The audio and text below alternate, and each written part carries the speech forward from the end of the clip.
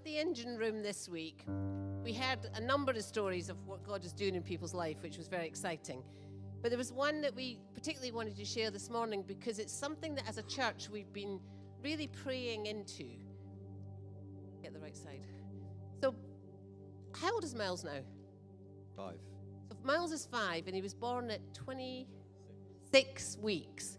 So very premature, very challenging time. And as a church, we have consistently prayed for Myles at different key stages of development. And something very significant happened last week that we just want to share because we know you've been praying. What happened? So Myles had a procedure. It ended up being a lot of different things combined into one, so it took a long time. We had about 12 months we had to wait for it all to happen. Being rearranged multiple times, but it was happening last week, and we were asking everyone to pray. It was quite a major operation. And what happened? So we're just really thankful to God because he intervened in many ways. So firstly, he sent his word ahead of us that really settled particularly Abigail and myself.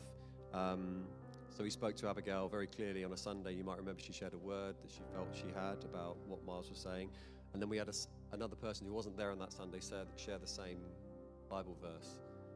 So that really felt like a confirming word that God was going before us. And that was really fantastic. Secondly, the surgery itself was, to be honest, it was miraculous how it went. This is the procedures he was having. It could have taken 4 separate operations to resolve all the issues, and they did it in one. And they told us,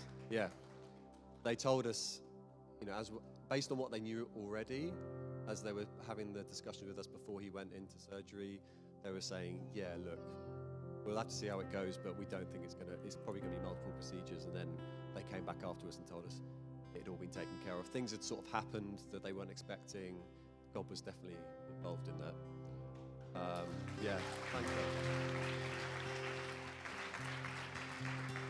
And just finally, I think just from Myles' experience, he just felt he was very calm throughout, and he's being asked his questions about where is God and who is God, and we had this sense someone prayed about him having dreams with God when he was under general anaesthetic, and that was the sense we got. He had a very positive experience, which we were thankful for. Amazing. And if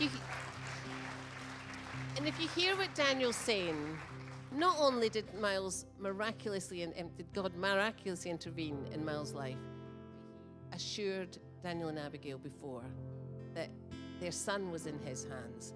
And there's times when we just have to walk these things together and see what God's going to do.